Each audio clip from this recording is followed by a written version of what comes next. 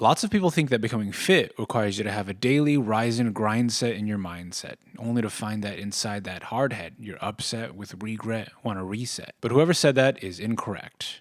But also bars. David Goggins, Joseph Rogan, Jocko Willink, and other Gears of War characters come to life always talk about pushing past your limits, embracing suffering, and living that hustle culture, no days off, alpha grind set. But the reality is when it comes to success in fitness, this approach doesn't work for 99.99 with a line over it % of people. Becoming fit is available to almost everybody with methods that are much more reasonable, manageable, and realistic than the David Goggins method of running till you pee blood. Piss so much blood. Some people also think that getting fit requires you to restrict your eating like you're Cillian Murphy prepping for Oppenheimer, or forces you to get on some other crazy diet. I'm a level 5 vegan.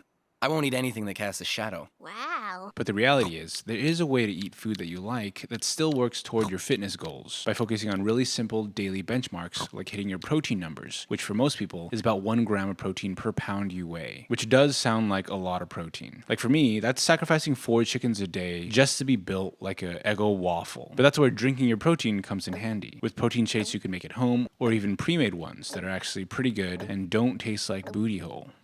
Unless you're into that. Before we really dive into all the specifics here, let's go over the common mistakes that people run into while trying to get fit. Going too hard, too fast. Inspired by the Rocky montage, you hit the gym 7 days a week, you only eat chicken and broccoli, you buy all the gym clothes, even that one that looks like a giant thong, and you go pedal to the metal, ball to the walls, nose to the hose, rib to the bib, fork to the pork. And then you burn out, because you switch up your lifestyle so immediately it was unsustainable. You try to take a sharp left turn, but you're Derek Zoolander. This all or nothing mentality is super common for people starting out and often leads to people going from 0 to 100 and then back to 0. The name of the game is consistency, and that means slow growth and progress that can develop lasting habits. This is the true key to becoming fit. One crazy workout session isn't going to change your whole physique, but dozens of medium difficulty workouts will, and you can take that to the bank. You won't be able to exchange it for any money, but you can still take it there. This focus on sustainable habits is especially strong because it doesn't rely on motivation. Motivation is definitely useful when it's there. It usually arrives when you see another person who's super jacked, or realize you look like a P90X before photo. Or most commonly, you feel intense motivation after a big breakup, because it's very true, breakups make bodybuilders. But in the end, motivation is extremely fleeting, and you'll feel like it maybe 20% of the time. Habits, systems, and routines are the things you can really rely on and are the core of becoming truly fit. Uncle Iroh may have felt motivated to start working out before, but he only really started to get jacked when he was forced to have a rigid routine in a Fire Nation prison. And look at him now. Biggest DILF west of Ba Sing Se. So how do you create a system that works for you? I'll tell you what I do. First, I get fired up by watching best of Uncle Iroh compilations on YouTube, and then I get to work. First thing in the morning, Monday through Friday, I get a workout in. And for each of these sessions, I only do a small handful of exercises. I have roughly 30-minute workouts, and at the end of it, the muscles I use are heavily stimulated, but I'm not really that close to feeling exhausted. Partially because I am so strong and very humble, but also the strategy here is to have manageable workouts that aren't daunting. I used to try to go to the gym 3 days a week for 1.5 hour sessions, hitting multiple muscle groups each time, which in theory is a good plan, but because they were such hard sessions, I would dread them and inevitably skip, shorten, or avoid a lot of them. With shorter, more enjoyable workouts, that mental hurdle to get to the gym is much lower, so it's a lot easier to be consistent. And because I go 5 days a week, I'm still able to do all the workouts on my list and hit every area that I want to, just spread out into more manageable sessions. When Aang was learning how to bend all 4 elements, he didn't do them all at once. He mastered airbending first and then waterbending next, because trying to learn the rest of them all at the same time would be impossible. And also because he was really trying to get at Katara. Honestly, for a kid, he was pretty sexually charged. Oh, Aang, you dirty dog. I mean, I guess for 100 years, he did have blue ball. Hey, can you make sure you edit that joke out? I know that spreading things out to make them more manageable will anger the David Goggins of the world, who will be like, sounds like beta behavior to me. You gotta want it. Stay hard. And I get it. Over time, you can build up to having these crazy intense workouts, but for the vast majority of people, starting with consistency as the North Star is the way to go. Not all of us can stay hard. Not that I have an issue with that. I don't. Trust me. Feel free to ask any of the women in my imagination. And that brings us to the sponsor of this video, Blue Chew. Just kidding, but that would have been perfect. Blue Chew, you're missing out. Guys, call your local Blue Chew representative and let them know. They gotta jump on the Smart Adjacent train early because your boy about to rise up like he just downed a handful of blueies. If they don't sponsor me while I'm alive, I hope they would at least sponsor my funeral. Just so the priest would have to be like, hey everyone, I know this is hard for you, but not as hard as you can be on Blue Chew. Use code HARDESTGoodbye for 10% off, and thank you to BetterHelp. With BetterHelp, maybe Jonathan wouldn't have done it. All right, here's some quick tips I'd recommend. If you dread your workouts, just make them a little easier so you don't hate them so much. And if you want, you can ramp up the intensity later on. Consistency is king. Also, try to work out in the morning if possible. Your willpower meter is much lower in the evenings, and nighttime workouts can potentially make it harder to get quality sleep. So if possible, get the workout out of the way before you have time to come up with the excuses that your brain is an absolute pro at making. That's why there are so many famous quotes about getting up early, like the early bird gets the worm, and early to bed, early to rise gives a man thick and veiny quads and thighs. I think that one is Ben Franklin. And to help solidify the habit of working out, try habit stacking. Habit stacking is a tactic I learned from the book Atomic Habits by James Clear, where if you have a new habit that you want to stick, you attach it to a habit you already have. Every morning I brush my teeth without fail, despite the rumors my ex is spreading. I brush my teeth. Okay, Denise, I brush my teeth. So I made a rule where after I leave the bathroom in the morning, I have to hang from my pull-up bar to stretch. And then I do at least 3 pull-ups. At that point, I usually start to feel a little warmed up, which then leads me to doing push-ups, stretching, and getting into a full workout. Brushing my teeth became the first domino in this habit stack that leads me to working out. No motivation needed, very little willpower, just the smooth brain sequence of I do this, then I do this. Because most of the time, starting is the hardest part. Your habit stack can be attached to any action you already do consistently. Making your bed, changing your clothes after you wake up, rewatching all the videos on my channel every morning. All things you should definitely do. So, Do it. Another useful tactic taken from Atomic Habits is to reduce the friction around the habits you want to stick. For lots of people, going to the gym after work is tough because they're tired, the gyms are packed, and they have depleted willpower. It's usually not sustainable to fight against the grain like that every single day, which is why so many people are inconsistent. People have different situations, but some potential solutions are waking up early to go to the gym or building a home gym so you can avoid the crowd after work. Stay hard. Here are some other ideas to decrease friction. You can put your workout clothes out the night before, prep your gym bag ahead of time, install a pull-up bar for easy access, set up a slip and slide that connects directly from your bed to a nearby Planet Fitness. Essentially, you just want to do what you can to make it easier for you to be successful by greasing the hinges and lubing the tube. Woo!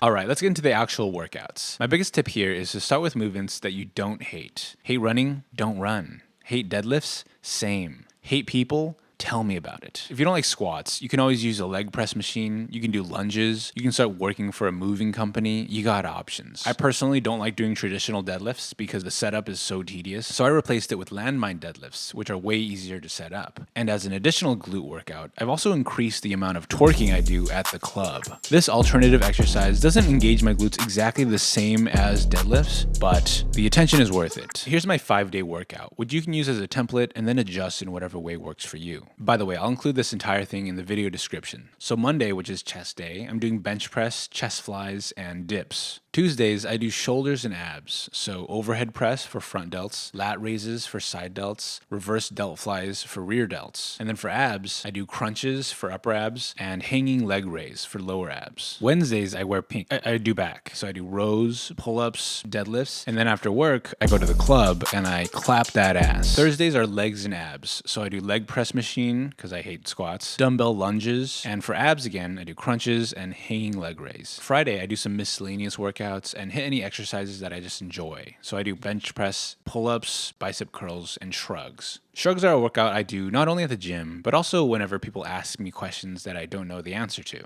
which is most of the time. That is one of the positives of being totally clueless. It really builds your traps. Depending on busyness, tiredness, etc., I cut some workouts short here and there, but this is what I do for the most part. If I'm really tired, I try to still make it to the gym and just do a shorter workout to keep the habit. Like last Monday, I didn't get much sleep because I was nothing. Anyway, I was tired that day, so I went to the gym, just did a couple pull-ups and maybe 2 sets of bench press press, and then I left. A mediocre workout is still a workout, and you showing up to the gym even for a quick one deepens that consistency habit within your brain. Alright, some quick tips. Consistently increasing weight is important for muscle growth. This is called progressive overload, and you should do this week after week. So be sure to increase the weight every week, so the progress of your progressive overload load will make you less weak week after week. Oh, I forgot to mention.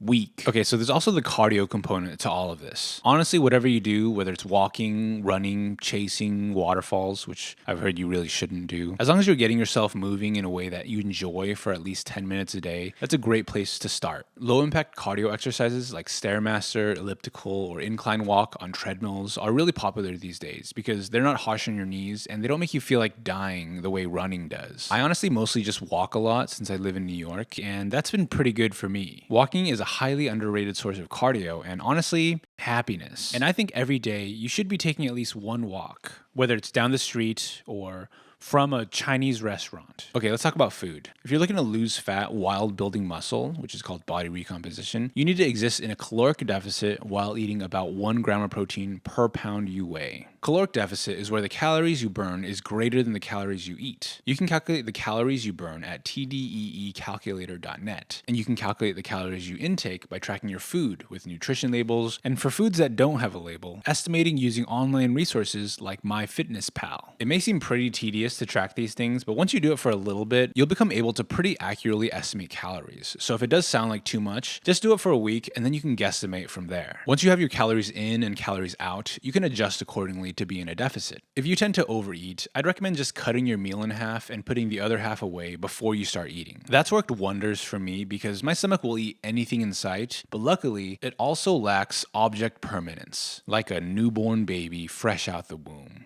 Mama? Now, when it comes to protein, it does sound kind of crazy to have to eat 1 gram of protein per pound you weigh. If you're 180 pounds, that's 180 grams of protein a day. Sounds like a lot, but that's where drinking your protein comes in handy. Every day after I work out, I drink 1 double scoop whey protein shake with oat milk, which is about 50 grams of protein. And later on in the day, I drink 1 pre-made protein drink, like Lean Body or Nuri. This gets me to about 80 to 90 grams of protein purely from liquids. To get the other 100 grams of protein, here are some common protein-rich foods I eat almost every day. Protein waffles, Chipotle bowls, Subway sandwiches, protein pasta, protein pretzels, tofu, and okay, that was one time. If you're under your protein count for the day, but you just feel like you can't eat anymore, you don't have to stuff yourself and feel sick. Just stop, make adjustments, and try again tomorrow. Sustainability is king. I know I said consistency is king before, which wasn't very consistent of me, but they're both kings, okay? They switch off the crown